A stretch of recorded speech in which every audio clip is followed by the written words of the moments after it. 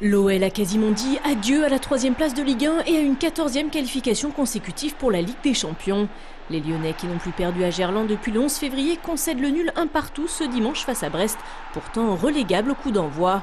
Il faudrait désormais compter sur des éventuels faux pas de Lille qui s'accroche à sa 3e place depuis la 11e journée. Autant dire que la saison se terminera sans véritable enjeu pour l'OL, si ce n'est la 4e place pour l'honneur.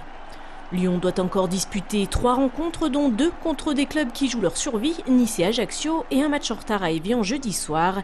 Mais l'info de ce week-end, c'est peut-être le retour à son meilleur niveau de Yoann Gourcuff, le Breton qui a ouvert le score inscrit son 2e but de la saison. Un réveil tardif, mais qui lui ouvrira peut-être les portes de l'Euro.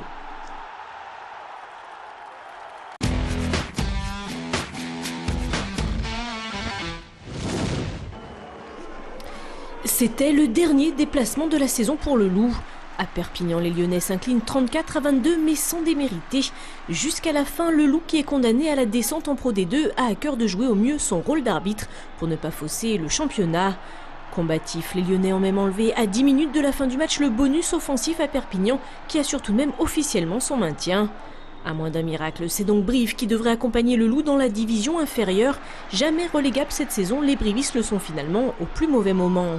De leur côté, après avoir passé un an dans l'élite, les Lyonnais feront leurs au revoir au top 14 samedi prochain pour la dernière journée de la phase régulière.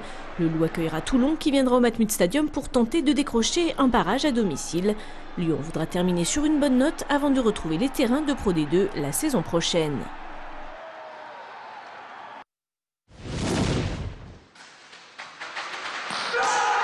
La joie des uns contraste avec la tristesse des autres. Samedi après-midi au Boulodrome des Canuts, les Italiens de Pontese l'ont emporté devant l'Acro-Lyon en 8e de finale de Coupe d'Europe. À égalité au terme du match retour, tous s'est joué dans l'épreuve d'appui, sorte de tir au but de la boule lyonnaise. Une défaite d'autant plus amère. Ouais, ça fait mal. On a toujours été devant, on a toujours mené, et puis on s'est fait rattraper à la fin, et après la mort subite, voilà quoi. On a manqué les premiers, et ils ont tapé tout de suite derrière.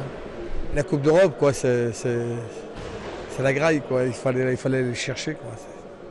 Bon, ça me laisse amer, quoi, mais bon, j'espère qu'on la retrouvera un jour, cette Coupe d'Europe. Hein. Cette Coupe d'Europe, les Lyonnais l'ont déjà gagnée en 2008 et le président de l'Accro en avait fait un objectif clairement annoncé en début de saison. Mais voilà, le hasard du tirage au sort a voulu que Lyon tombe sur un très gros morceau dès le premier tour.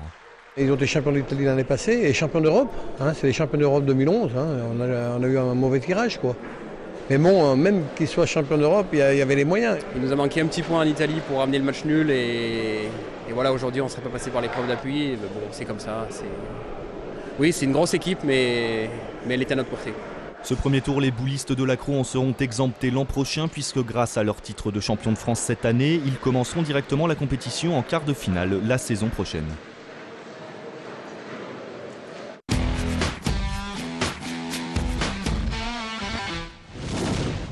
Les autres résultats du week-end, l'Asvel s'est incliné lourdement 76-61 samedi sur le parquet de Châlons, actuel 2e de Pro A, lors du dernier déplacement de la saison. Villeurbanne ne joue plus rien et terminera la phase régulière à domicile. Ça sera face à Roanne le mercredi 16 mai. En foot féminin, l'OL s'impose ce dimanche après-midi 6-0 face à Soyaux. Lyon, qui reste la seule équipe invaincue du championnat, est toujours leader avec un match en moins, avant de disputer la finale de la Ligue des Champions le 17 mai prochain contre Francfort. 5e étape du circuit Rhône-Alpes Jiu-Jitsu ce samedi au Dojo Olympique à Lyon. En jeu, une sélection pour la phase régionale. Une 60aine de combattants s'est affrontée lors de matchs de 3 minutes. Ça se fait en fait sur 3 parties différentes. Une partie pied-point, style karaté. Une partie judo, où on projette au sol. Et partie en fait jiu-jitsu brésilien ou newaza, partie au sol. Donc il faut marquer le 3 ippons dans chaque partie. Discipline mixte comprenant tous les âges et classée en catégorie de poids et ceinture, le Jiu-Jitsu fait partie de la fédération de judo. La différence, l'utilisation de coups de pied et coups de poing. S'il reste tout de même moins populaire que le judo, cette discipline est en plein développement. Il y a de plus en plus de demandes. Et c'est vrai que ça plaît de plus en plus qu'on regroupe en fait toutes les phases de combat, que ce soit du pied-point, que ce soit du corps à corps, que ce soit du combat au sol. Donc c'est vrai que c'est une approche du combat qui plaît assez aux gens. Je pense qu'il doit y avoir à peu près environ 100 000 pratiquants de Jiu-Jitsu et c'est quelque chose qui est en train de se développer au niveau sportif.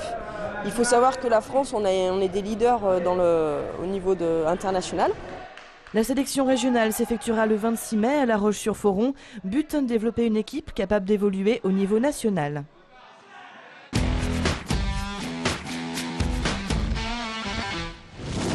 Ça commence toujours par un rêve. Les rêves des États-Unis. On commence à découvrir un sport et on va continuer jusqu'au bout. Ce rêve, c'est celui d'une bande d'amis qui décide de monter son club de baseball. Sans expérience il y a encore un an, ceux que l'on appelle désormais les Blue Lions ont déjà un look de pro et travaillent dur pour en avoir le niveau. Donc tu la frappes de toutes tes forces. On est une équipe récente avec des joueurs qui ont très peu d'expérience. On apprend, on est là pour apprendre avec les autres équipes, donc on engrange de l'expérience et on espère l'année prochaine avoir une équipe super performante. Le rêve ne fait que commencer. Encore débutant, les Lions espèrent bien agrandir le club qui compte aujourd'hui 17 membres. Et qu'on va ouvrir ça aussi aux féminines, donc en créant une équipe de soft. On voudrait également former des jeunes, donc ça sera ouvert aux habitants de Fontaine-Saint-Martin, mais également au Val-de-Saône et puis à l'ensemble des Lyonnais. Donc équipe de jeunes, et puis derrière monter encore une autre équipe de seniors pour la compétition. Créer son club, c'est comme pour gagner au baseball. Il faut franchir les bases, les unes après les autres. Tout ce qui est technique, aérien, la bonne sensation et tout, j'adore. Ces bonnes sensations, Aurélien les trouve à la deuxième étape du championnat de France de skateboard Big Ramp. Lyon a accueilli l'événement pour la première fois ce week-end. Une dizaine des meilleurs riders français se sont succédés sur la rampe du skatepark de Gerland.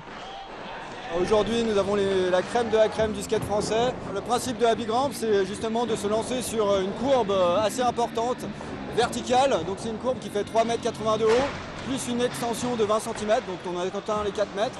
Et l'objectif, c'est de faire le maximum de figures dans un temps imparti, de marquer des points pour terminer, pour prendre le titre. C'est vraiment un super endroit d'ailleurs, ça nous permet encore nous de faire de la rampe en France, parce qu'à part Marseille, et il n'y a plus que Marseille, je crois, où il y a encore une structure similaire à celle-ci.